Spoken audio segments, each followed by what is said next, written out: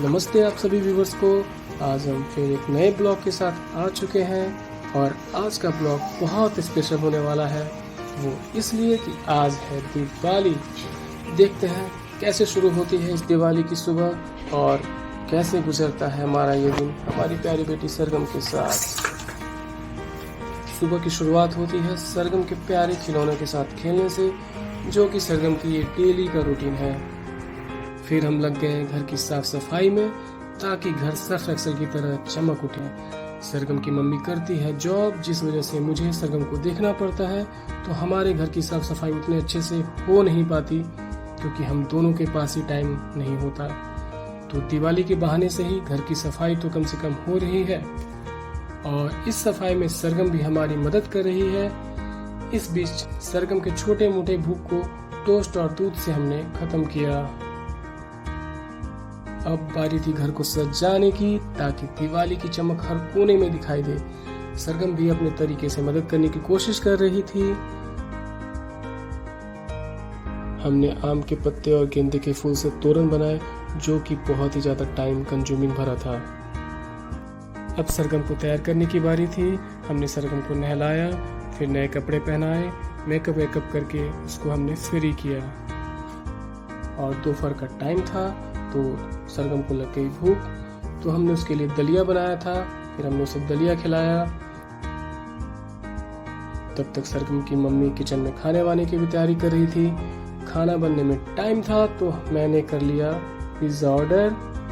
गधों ने इतना घटिया पिज्ज़ा भेजा कि क्या ही बताऊं। जहां हम रहते हैं डोमिनोज वाले आते नहीं।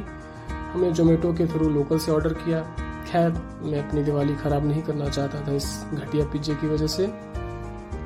अब हो गई है शाम। सरगम बालकोनी में टहल रही है और बाहर की सजी हुई रंग बिरंगी लाइट देख के बहुत एक्साइटेड हो रही है। उसे अब समझ आ गया है कि आज कुछ तो स्पेशल है। सरगम पिछली दिवाली में 3 मंथ्स की थी, देखते देखते 14 मंथ्स की हो गई है। टाइम का पता ही नहीं चलता। फिर मैं चला गया मार्केट सरगम के लिए परमाणु बम खरीदने, लेकिन दुकानदार ने मना कर दिया, भैया हम तो परमाणु वरमाणु नहीं बेचते। मुझे मजबूरन फुलझड़ी और छोटे मोटे पटाखे लेने पड़ गए। मार्केट से आते टाइम न्यूयॉर्क में बसा हुआ हमारा रेंटेड हाउस दिखा, जो कि बहुत ही अच्छा वाइब कर रहा था, बहुत ही खूबसूरत लग रहा था क्योंकि लाइटिंग वाइटिंग बड़ी कमाल की थी। मार्केट से आया तो सरगम सोई हुई थी। तब तक हमने घर की सजावट को फाइनल टच देने में लग गए।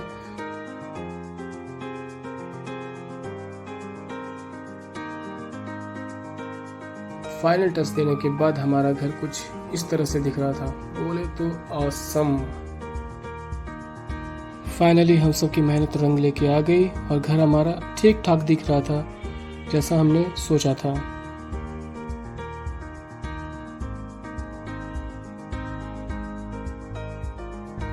लेकिन कुछ टाइम में ही फटाके की आवाज से सरगम डर के उठ गई। अब उसको किसी तरह चुप कराया जा रहा है और सरगम की मम्मी भी हो रही है तैयार।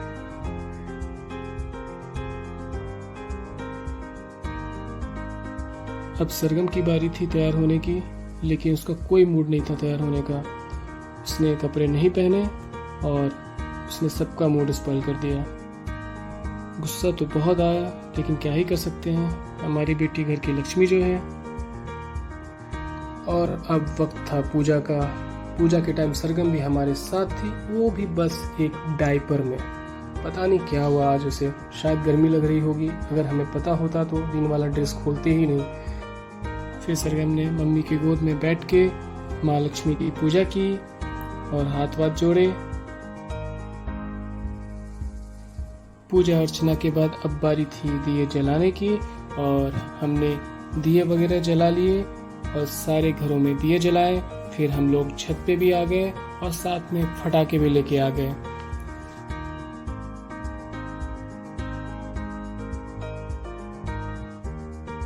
छत पे भी हमने सरगम के साथ अच्छे तरीके से दिए वगैरह जला लिए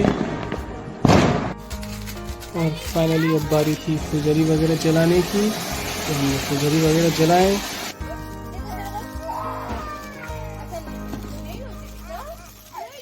सरगम थोड़ी सी डरी, लेकिन हम उसके साथ हैं ये बताने के लिए कि सब कुछ ठीक है। ये थी सरगम के साथ हमारी दिवाली की खट्टी मीठी यादें। हमारी तरफ से आप सबको दिवाली की ढेर सारी शुभकामनाएं। अगर ये ब्लॉग आपको पसंद आया है तो जरूर लाइक, शेयर और सब्सक्राइब करें और बेल आइकन को क्लिक करना ना भूलें। मिलते हैं अगले ब्लॉग में, तब तक के लिए bye bye. Happy Diwali once again.